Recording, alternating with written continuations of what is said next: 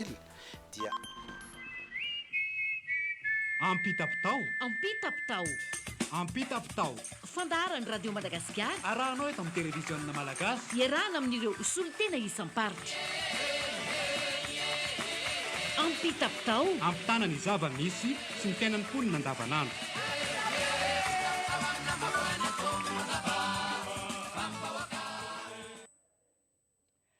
kopakopatanana no entiko hiarabanantsika isa-tokantrano mpian'ny radio madagasikara sy mpijery ny fahitalavim-pirenena amin'izao alatsinainy 8 marsa taona 2024 izao arak'izao ahitanao azy izao dia Odile Lalao Rakotomanga no eto amin'ny fanolorana ary miaraka amiko eto koa ireo namana vehivavy avy eo amin'ny televiziona malagasy ahitana namana isany Julie Flavienne, Stéphanie Rakoto ary Obrazana Jatovo. Maro moa zay ny eto amin'ny studio hotron'ireo lela teknisiana ny eo amin'ny televiziona malagasy ahitana namana isany Naina Rakotondrafara, Isa Mahavory, Rive Brice, Saya Ranoasy, teo ihany koa namana Eric Nerniaina ary ny eto amin'ny radio Madagasikara dia ahitana ny namana isany Lova Tolotra Andriamanana, Franklin Ramomontso, Joar Setra Randria Tsarafara, Élisée Christian, Jean Johnny Randriamanantena ary ny namana Florent Jonga. Faly miarabantsika vehivavy rehetra tratry ny andron'ny 8 marsa androany. Manakoako eran-tany ity andron'ny 8 marsa ity ary manamarika izany koa isika eto Madagasikara. Efa narahantsika teo miaraka teto amin'ny radio Madagasikara sy ny televiziona malagasy ny lahateny nataon'ny vadin'ny filoham-pirenena Mialy Rajoelina entina hanamariana an'ity andron'ny 8 marsa androany ity. Araka ny efa fantatsika dia any Antsiranana ny fankalazana nasionaly vehivavy mizaka tena sy miaron-doha ao anatin'ny tontolo iainana mirindra ho fampandrosoana lovain-jafy. Izay no lohahevitra entina hanamariana izany ary mankalaza izany ihany koa ny faritra rehetra eto Madagasikara. Any Antsiranana ny ivon'ny fankalazana araka ny fanambara teo izay atrehan'ny vadin'ny filoham-pirenena Mialy Rajoelina miaraka amin'izany koa ireo ministra vehivavy ao anatin'ny gouvernemanta sy ny vadin'ireo ministra ao anatin'ny gouvernemanta. Hetsika maro samihafa no entina ankalazana izany ary ny masoandro mody no mampalahelo amin'ity androany ity. Efa vombonina daholo moa zany ireo namana any amin'ny faritra hiditra eto satria araka ny fanambara teo dia mankalaza an'izany koa ny faritra rehetra eto Madagasikara. Ny namana ny Ambatobonia manahoana ny fankalazana hetsika entina hanamariana an'izay andron'ny 8 marsa zay Saoly Fanja Ambatobonia ampitapitao.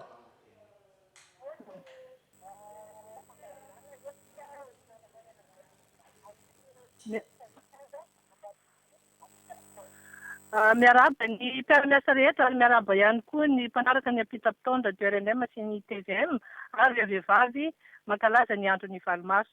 Fankalazana zany andro 8 marsa zany dia nisy ny hetsika nataon'ny fikambana vehivavy 8 marsa nanomboka BUTM tato amin'ny district ny Ambatoboeny izay misy ny lohahevitra vehivavy mizaka tena sy miaron-doha ao anatin'ny tontolo iainana mirindra ho amin'ny fampandrosoana lovain-jafy. Ny tetra fampitanana ny Ambatoboeny moa dia nisy ny filaharam-be mamakivaky ny tanàna ny avy aty amin'ny radio RNM TVM ny hodidina ny tanàna ary ny farana any amin'ny stade Razafintsalama. Taorin'izay dia nisy ny mitabe nataon'ny fikambanam-behivavy ireo tamin'ilay hira Jerusalem ary kabary nataon'ny présidente ny 8 marsa madame Maximine. Nisy ihany koa ny fizarana mari-pakasitrahana ho an'ireo vehivavy na vita be ary fametrahana samboady any madame Maximine présidente ny KBUTM izay lasa 3e adjointe be ny tanàna commune Ambatoboeny. Ary nofaranana tamin'ny fiarahana miala etaeta ny ariva kosa dia misy ny kilalao vakidrazana ataon'ireo fikambanam-behivavy tsirairay. Fa ho an'ireo commune 112 zandry kosa dia tsy nisy ny filarana ho fiarovana ny amena amin'ny areti-mandoza Covid-19 fa fambolekazo tany amin'ny commune ny Tsaramandoso no nataon'ireo solitenam-behivavy amin'ny maraina io. Ny commune Madivalo, Stampiky, Andranofasika, Ankijabe ary Ankirihitra dia nisy ny fananganan-tsaina tamin'ny 7 maraina teo ary fangataham-pitahiana ho an'ny tanindrazana. Nisy ihany koa ny kabary nataon'ny présidente ny 8 marsa ary nofaranana tamin'ny tselana etaeta sy alim-pandizana. Izay no azo ambara avy aty Ambatoboeny Saoly Fanja Resaka Vony ho an'ny ampitapitao ny radio sy ny televiziona malagasy. ao Ambatoboeny raisinao eo amin'ny FM 7.3 MHz RNM Ambatoboeny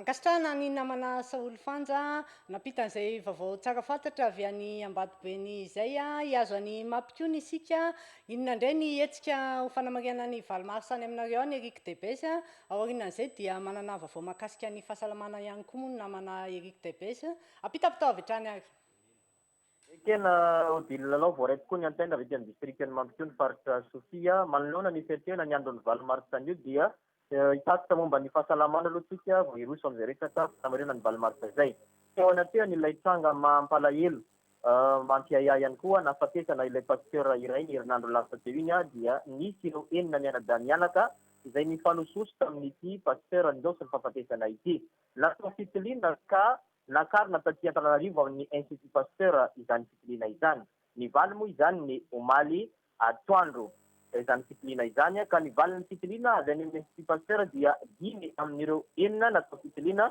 no mitondra an'izany tsimokaretina coronavirus izany tsara ho marina nefa namana Odile raha ny nambara ny docteur médecin inspecteur salama ara-batana tsara izy dimy ny anadamianaka ireto na dia izany nefa dia tsy maintsy atao ny fitsaboana sahaza azy ireo ihany manoloana izao toezava-misy aty toerana izao moa dia voatery nasahaza tanteraka ny etika fanamariana ny fikambanam-behivavy izany andro ny valomarsa ho any ato amin'ny distrika ny Mampikony namoaka noty ny fanandrika amin'izany moa ny lehibe ny distrika eto atoerana niarahana tamin'ireo membre ny ONC élargi eto amin'ny distrika ny Mampikony fa ny kivorivory na ny famorovoriana vahoaka dia mitsahatra avokoa ateto ny fanaovana ny arovava arorona tsy maintsy ho an'ny rehetra ny fiangonana kosa tsy natsahatra hitatona fa ny fanajana ny elanelana ray metatra tsy maintsy ajaina miampy ireo geste barrière rehetra idina amin'izany ny fiaraky ny valanaretina coronavirus izany ato anatin'ny distrika ny Mampikony zay ny makasika ny namako Odile zay mbava kosa makasika ny pejy ny fifandrifahalemana azo lazaina fa marisanisa ihany ny fifandrifahalemana aty amin'ny faritry ny Mampikony saika andrenesana ombovery fanafianjolahy tapaka indrindra fa ho an'ny commune ambanivohitra Malekala sy ny Mampikony faharoa eo anatin'izany moa dia nidina teny antoerana ny solombavamboaka ny Madagasikara voafidy aty atoerana ny farany herinandro teo tao amin'ny commune ambanivohitra ny Malekala ity nanahitaitra ireo praidina sady niarany fandinika tamin'ireo mpitandro filaminana ihany koa amin'ny tokony hanamafisana ny paikady edina amin'ny asanjolahy sy ny fifandrifahalemana mahazobahana aty atoerana izao ny mba fitaraina n'ireo zandary kosa tamin'izao fandalovana ny solombavamboaka tany atoerana izao dia ny tsy fahafiany ny fitaovana eo am-pelatanana sy ny tsy fahafiany ny olona ihany koa ho an'izany faritsy Malekala izany nefa azo lazaina fa mitadasika any ity commune ny Malekala ity nampanantena arak'izany ny député tany atoerana fa hitondra avo ny fitarainana sy ny tatitra avo tamin'ireto mpitandro filaminana izay na zambara vita amin'ny distrika ny Mampikony na dia tsy misy ara ny hetsika valomarsa dia azo lazaina fa somebiseby ihany ny olona ao amin'ny bazary be ny Mampikony mitady izay mety ho atao sakafo amin'ity androany ity Erika Daibes ny tsara-miasa rehetra ho an'ny fandarana ty tapitao ny radio sy ny televisionna malagasy averiko amina manao Odile Onosy ny antenne Radio Madagascar ao Mampikony FM 101.2 MHz RFM radio feon'ny Mampikony dia isorana betsaka ny namana Eric Daibes avy any Mampikony satria dia tavaverina somatsara eto anosy ny antenne ho any akora isika satria dia misy lozam-pifamoivoizana any akora any Odon Rabety Zaraina manao ahoana mikasika an'ity lozam-pifamoivoizana ity akora apita-pitao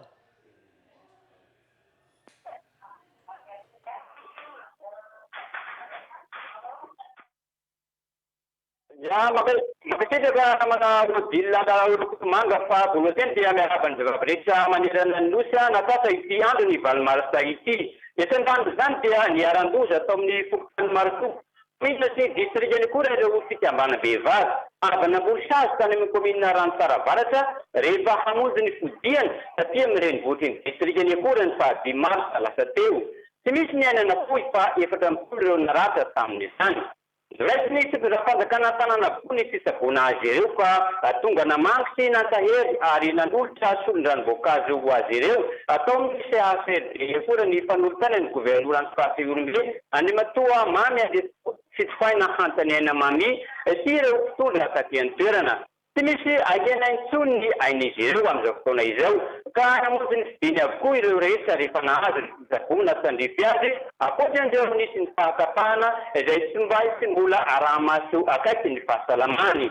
Volaza moa fa ny faharatsian'ny lalana ny ampy ny firosahan'ireo sakorana no nahatonga izao loza izao. Ainany mahiakory Odora be Cesaraina ho azy apitapitao ny radio sy ny televiziona malagasy.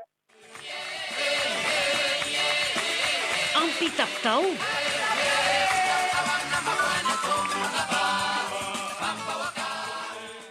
Rehefa avy any akora isika dia hiazo any Belo Androy indray ndao fantaritsika indray hoe manao kosa indray ny hetsika fanamariana ny Valmars Elio Fidelis Belo Androy apitapitao.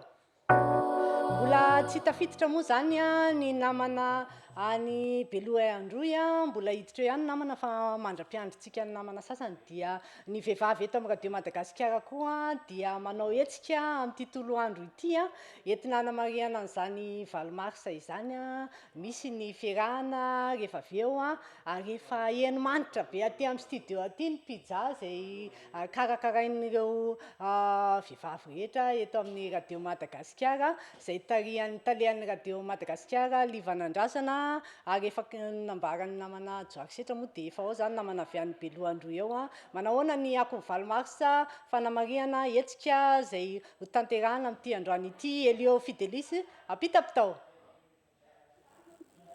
Sotra betsaka antsika mpiara-miasa Venanosy nanolotra ny antenne aty amin'ny distriktan'ny Belo Androy ary mbola fary miarahaba nareo vehivavy Valmars Tsakanavaka ihany koa izahay avy aty amin'ny ekipan'ny delegation'ny serasera sy ny kolontsaina avy aty amin'ny distriktan'ny Belo Androy. Mandray anjara tanteraka amin'ny fankalazana ny andron'ny vehivavy Valmars 2024 ireo fikambanana vehivavy rehetra misy aty amin'ny distriktan'ny Belo Androy amin'ity anivity izay ahitana solosaina fikambanana vehivavy isany toy ny avy ao amin'ny santé ny fibaza na koa ny fikambanana vadiny gendarme ny CRS na koa ny catholique relais service sy ny fikambanana vehivavy maro samihafa mahavitaka tanteraka ireo fikambanana vehivavy amin'izao fankalazana ny andron'izy ireo izao satria dia nahitana vehivavy eo amin'ny 200 mahery no tonga nanatrika izao fambolekazo izao izay nanomboka tamin'ny 9 ora maraina teo. Zanakazo 300 fototra no novolena izay ahitana zanakazo akao chapin fantiolitra akasia ny CRS kosa no vinahitana sy angadinanana nanolotra ireo zanakazo no volena ireo. Anio an'antolakandro kosa dia isy ny lalao ara-panatanjahantena iarana amin'ireo vehivavy Valmars eto anivon'ny distriktan'ny Belo Androy. Tamin'izao fankalazana ny andron'ny vehivavy Valmars izao dia nanolotra lelavola 3 hetsy ariary ny adiny ben'ny tanànan'ny Belo atao rano voankazo ho an'ireo vehivavy Valmars ary raha hetsy ariary kosa avy amin'ny ramatoa vadiny lehiben'ny distrikta. Izay no maresaka azo ampitaina avy aty amin'ny distriktan'ny Belo Androy Elio Fidelis ho an'ny fandarany apitapitao ny RNM sy ny televiziona malagasy. Ampitapitao.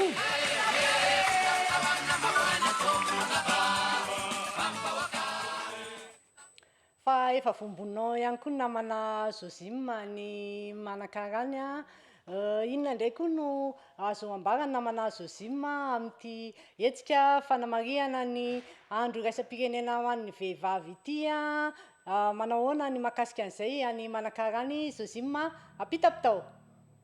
Misatranao Odila Lalao nanome ny fitenenana eto Manakara miarabanao ihany koa tratin'ity iraisam-pirenena ho an'ny vehivavy miarahaba ny vehivavy rehetra tratra izany andro izany. Raha ho an'ny Manakara manokana dia efa nanomboka ny faharoa ny volana Marsa lasa teo ny fanamarena nisy ny hetsika fanohanana ara-pitaovana sy ny fanohanana ihany koa eo amin'ny ara-tsaina ho an'ireo vehivavy fonja. Ny fanohanana ara-pitaovana ho an'ireo vehivavy tera-bao ny hetsika fanentanana ho an'ireo vehivavy izay mpianatra eny amin'ny lycée nataon'ny fikambanam-behivavy izay tarihan'ny vadiny solombavam-bahoaka ny Manakara eto izay nanatanterana izany hetsika izany.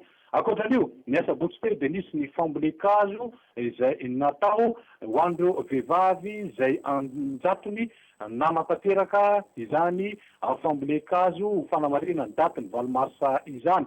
Zanaka akasia miisa 203 fototra, ny ravitsara miisa hatrany amin'ny 2,000 fototra io no voavolo izy ireo atao amin'ny fokotanin'ny Ambarilava ao anatin'ny commune ny Ambila district ny Manakara. Atao anaty velaran-tany mirefy 3 hektara no nambolena izany zanakazo izany izay nitorofony izy ireo fa mahavita zavatra ny vehivavy ary afaka mitondra anjara biriky ho an'ny firenena. Raha ny androany aloha dia hetsika manokana ho an'ireo fikambanam-behivavy isaky ny sampam-panjakana ho an'ireo sehatra tsy miankina ho an'ny fikambanana ihany koa no atao ao anatin'izany fanamarena izany izay marina fa tsy misy ny filaharana na ny karnaval izay raha tsika malala fa noho ny amena ara-pahasalamana eto amin'ny firenena. Izay raha bangona ny fanamarena ao anatin'izao andro asa-pirenena ho an'ny vehivavy eto Manakara izao.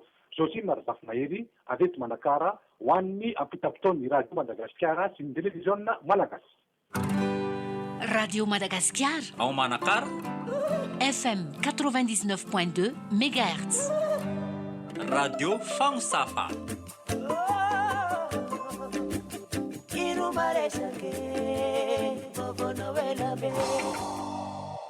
dia ankasitrahantsika ny namana Zosima Razafy Mahery napita an'izay vaovao avy any Manakara izay hiazo any Bekily indray isika namana Jona Fanomezatsoa efa vombonao ihany koa araka ny nambarany namana Joarsetra.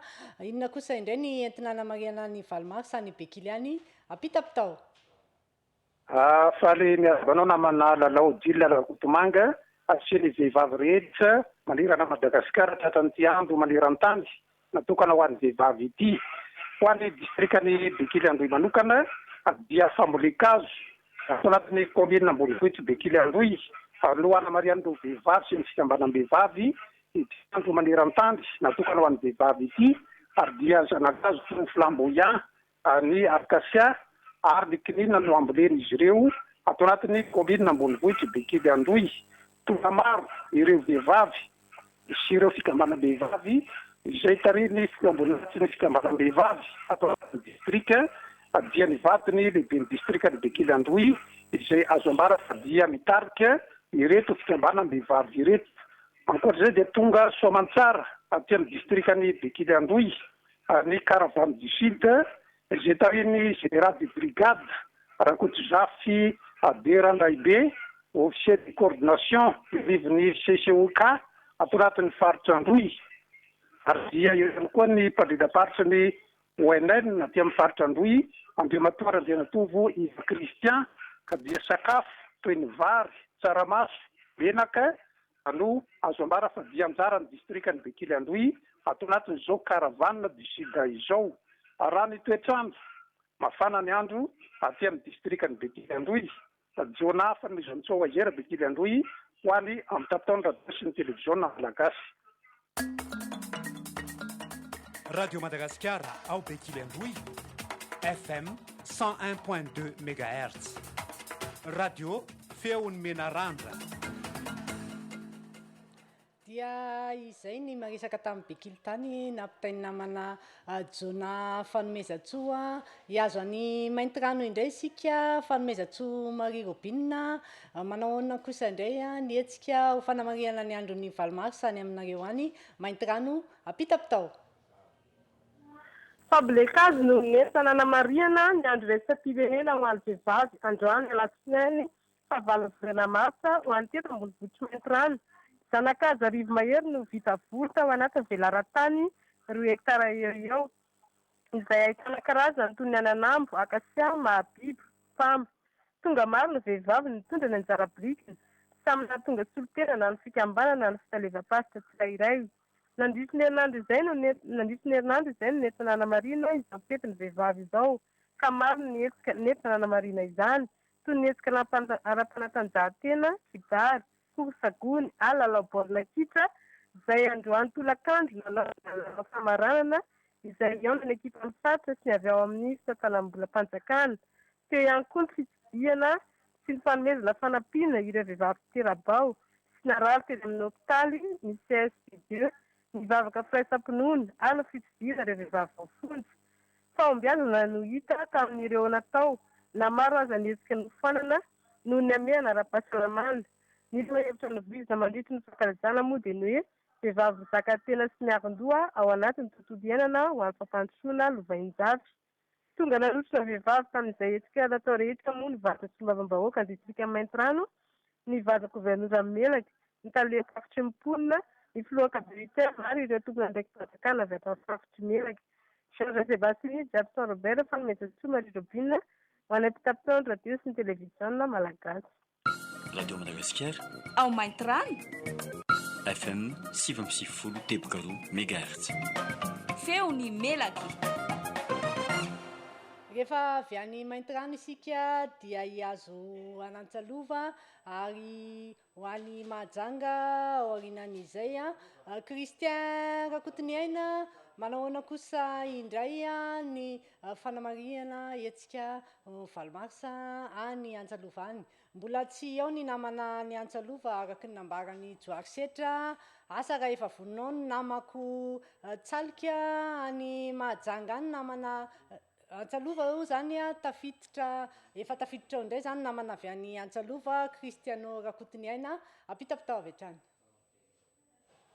Ya, misaotrareo anosy ao namenentena ho fanamarina ny andro maneran-tany ho an'ny vehivavy Vanomasa androany latsinainy fambolekazo ny entiny hanamarin'ireo fikambanam-behivavy maro teto amin'ny renivohitry ny distrikina Antsalova zany andro izany io maraina io.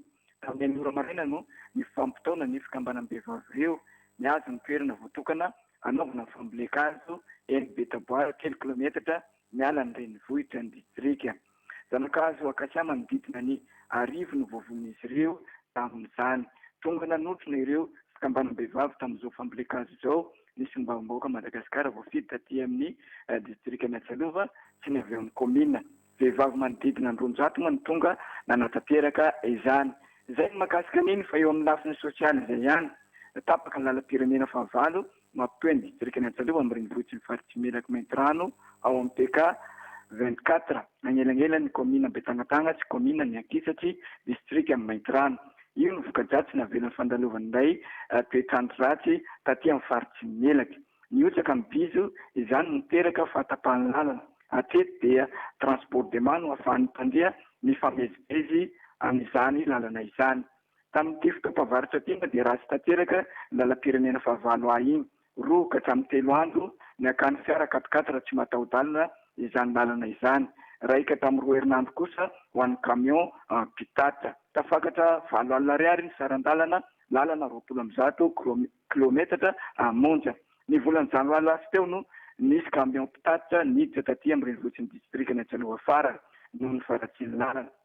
Miseda fahisarana araka izany ireo mpivarotra mamatsy entana ilain'ny fiainam-ponina andavanandro aty an-toerana miakatra araka izany ny vidin-javatra. Nampihena ny fampandehanana ny jiro ihany koa ny jisma noho ny faratsiany lalana sy tsy fisian'ny camion pitatra miditra amin'ny renivohitry ny distrika Antsalova io. Amin'ny 1 atoandro vao mandeha ny jiro ny jirama ary miato amin'ny 12 ora alina. Manampitrotraka efa faratsiany lalana ny fandalovan'ilay andro ratsy taty amin'ny faritsy Melaky. Mitombo araka izany ny fahasaranan'ny mpandeha sy mitatitra mampiasa ny lalam-pirenena fahavalo iny. Koa miantso ary manao antsoavo ny tompona andraikitra manandrify izany vahoaka toerana hijerena vahaolana haingana makasika izao fahatapahan-dalana izao. Izay no azonay pitaina avy ety amin'ny renivohitry ny distrika Antsalova anatin'izao fandarana ampitapitao izao. Tsara ny andro aty toerana ny balika ngabe masoandro manao fiainany andavanandro ny mponina. Cristiano Rakotoniaina Antsalova ho an'ny ampitapitaon'ny radio Madagasikara sy ny televiziona malagasy. Radio Madagasikara ao Antsalova FM 99.2 MHz. Radio Akon'Be Mara. Inoko fa tsy latsa-danja ny fanamariana ny Valomarsa tany Antsalova ny any Mahajanga any namana Tsalika efa vonimboninao ve namana Tsalika namana Joary Setra. Inona ny hetsika ho fanamariana ny andro Valomarsa ny Mahajanga any Tsalika apitapitao.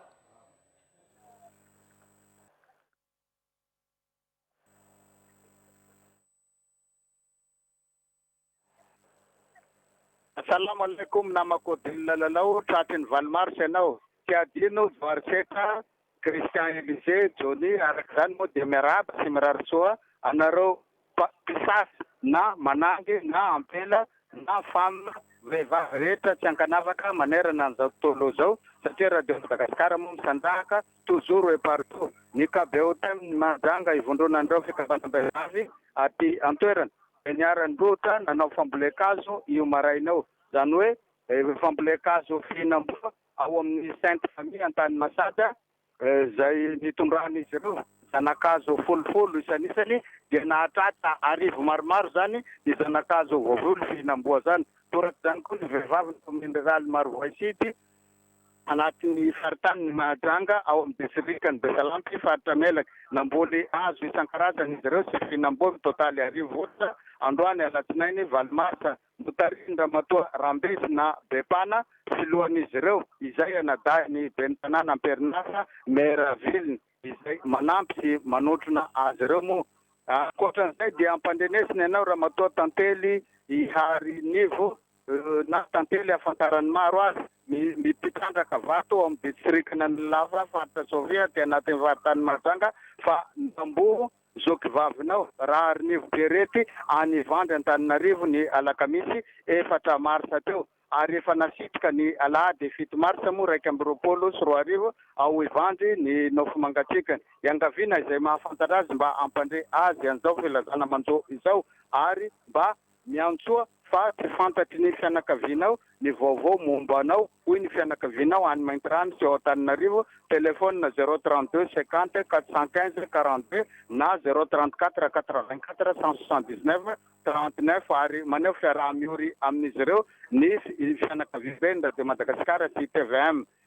Ray minitra sy 7 segondra Odile Lalalao Joarsetra Christian Elise Johnny miaraka mitsaliky ho anampitapitaony Radio Madagasikara sy télévision malagasy. Radio Madagascar. Ao Mahajanga. FM 99.2 MHz. Feony bueno. Ambarako anao valy partany bueno. Kana ny namana tsalika napitan'izay vaovao avy any Mahajanga izay azo any Sainte Marie indray sika Totozafy Bosco efa vonimboninao inona indray ny hetsika entina hanamariana any Valmarsa ny Sainte Marie any Totozafy Bosco anangavatra ny antenne. Ny pian'ny radio Madagasikara sy ny télévision malagasy indrindra miarabany koa mba ny manana ny fiarabana nataony namana tralika atsy vehivavy rehetrarehetra manerana fosy indrindra le andremba vilanitra ao agnatin'ny fikambana be ny serasera sy ny kolotsaina zay tarindra motiministra. Raha ny Valmarsa ty Sainte Marie moa dia tsy mitovy ny fanao isan-taona zany fankalazana izany. Endrika hafa no isehon'izany fankalazana zany ny eto Sainte Marie anatin'ireo fototany satria anatin'ny amin'ny ara-pahasalamana dia ny sanana ny fanaovana ny fankalazana tsy misy kabary tsy misy filaharana fa asa sosialy no natao manerana ny fokotany. Tamin'ny maraina teo hitanay ny vaty maramila izay nanao azakazaka madinidinika nanodidina ny tanàna ny afarany ny fanaovana fambolena voninkazo ao amin'ny toby miaramila 62 eto Sainte Marie. Hitanay avy koa ireo vehivavy sasantsasany amin'ny fokotany zay nanao lalao baolina kitra nanao fanatanjahantena ny maraina niaraka amin'ireo ekipa zay manerana ny fokotany. Iany koa ny fanaovana asa sosialy amin'izao fotoana zay iresahana izao dia anatin'ny fanadiovana ny tsena eto Fazarikely ireo fikambanana anatin'izay tsena izay manadino toerana fiasany moa izy mazava ho azy. Ny fokotany maro ato anatin'ny préfecture-ny Sainte Marie dia misy etika ara-sosialy daholo ny fanadiovana hôpitaly ny fanadiovana EPP ary amin'izao vanim-potoana resahana izao koa nazao ny andro Karbiny any amin'ny fokotany Ambodifra izay mbola manatanteraka ny asany amin'izany fanadiovana izany.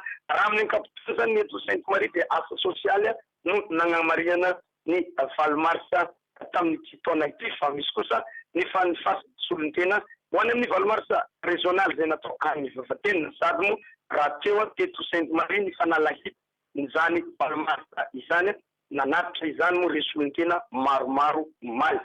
Toetrandro dia tsara miandro raha ny eto Sainte Marie somary mafimafy ny fofony rivotra amin'izao antoandro izao manohy ny andavanandro ny fiainan'ny mponiny tsy dia ahitana olana tsy dia ahitana ninina fa manohy ny andavanandro ny fiainany tahaka ny andavanandro na amin'izao valomarsa izao.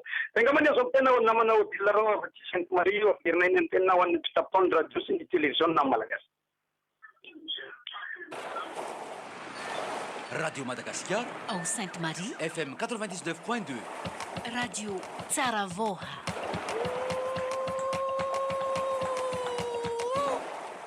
Dia izay fidiran'ny namana Totozafy Bosco avy an'i Sainte Marie izay ihany koa no mamarana ny fampitana mivantana ny apitapitao izao atoandro izao fa misy vaovao lehibe misongadina aty amin'ny ranomasimbe any Andianina ankoatry ny fanamariana ny andro maneran-tany andron'ny vehivavy atsy amin'ny nosy Maorisy dia fantatra izao fa dia mirongatra ny valanaretina coronavirus atsy amin'ny nosy Maorisy ary dia tsy mianatra ny mpianatra manomboka androany hatrany amin'ny kilasy karabola ka hatrany amin'ny fampianarana ambaratonga ambony any amin'ny université ny fampianarana teknika rehetra tratra avokoa ny fampianarana any amin'ny nosy Maorisy manomboka androany aritra telona izany fitsarana izany ary mandra-pahatonga ny fepetra vaovao mbola misy moa zany ny adihevitra ny antoerana na iverina eo amin'ny fibohana indray ny any amin'ny nosy Maorisy na tsy vaovao lehibe misongadina aty amin'ny ranomasimbe Indianina izany fa iverina eo amin'ny akony fanamariana ny andron'ny valomarsitsika ny andro androany dia araka nambara teo dia misy ireo hetsika izay tanterahana eto amin'ny radio Madagasikara efa mihetsiketsika daholo ireo vehivavy rehetrarehetra eto amin'ny radio Madagasikara anamarika an'ity andron'ny valomarsa ity misy moa zany ny hoe fanamboarana pizza dia saina ihany koa zany namana Julie Flavienne, Stéphanie Rakoto, Obrazana Jatovo izay miasa amin'izao fotoana izao mba hiakatra aty ambony rihana aty amin'ny radio Madagasikara rihana faharoa aty mba hiaraka hihinana pizza daholo tsika rehefa avy eo fa dia izay moa zany ny antsika namariana ny andron'ny valomarsa tsy hoe sy telom-biravavy ihany fa izay rehetra vehivavy ao amin'ny télévision malagasy ao ny eto amin'ny radio Madagasikara dia hihinana pizza daholo tsika rehefa avy eo ohatran'ireo lehilahy izay miasa amin'ity androany ity isaorana betsaka ny ekipa rehetra natotosan'ity fandaharana pitapitao ity singanina amin'izany namana Saoly Fanja avy any Amboadibeny sy ny fanomezan-tsoa Marie Robine avy any Maintirano satria izy vavy ireo moa zany ny vehivavy niasa androany tato anatin'ity fandaharana pitapitao ity fa dia isaorana betsaka ihany koa zany ny ekipa lehilahy rehetra izay napita ny vaovao niasa tamin'ity andron'ny valomarsa ity isaorana ny ekipa amin'ny télévision malagasy ireo lehilahy zany izay nanotrona ny vehivavy rehetra tamin'ity androany ity nahitana ny Naina Rakotondrafara, Isa Mahavory, Rive Brice, Saya Ranoasy, teo ihany koa Erika Herniaina teto amin'ny radio Madagasikara nahitana namanisany Lovatolotra Andriamanana, teo ihany koa Franklin Ramamonjy Arsoa izay be da be ny haingo nataony tato amin'ny studio entina hanomezana endrika an'ity andron'ny valomarsa ity isaorana betsaka ny namana Franklin Ramamonjy Arsoa, namana Ramamonjy Soa, teo ihany koa ny namana Joary Setra, Randria Tsarafara, Élisée Christian, Zanjony Randriamanantena ary ny namana Florent Jonga azadiny ny fandaharana vasafidy rapitso amin'ny 3:10 ary ny tolakandro io ary ny famerenana dia amin'ny alakamisy amin'ny 3:10 ihany dia aza misaraka amiko ao anatin'ny fandaharana vasafidy eto amin'ny radio Madagasikara tapitra teo ihany koa ny fiarahantsika Odile Lalao Rakotomanga kopakopa tanana no entiko ifanaovantsika veloma mandra-piona indray.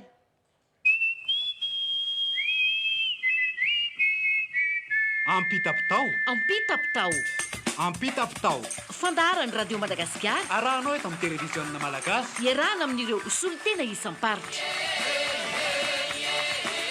Ampitapitao ampitana ny zava-misy sy ny fiainan'ny mponina andavanandro.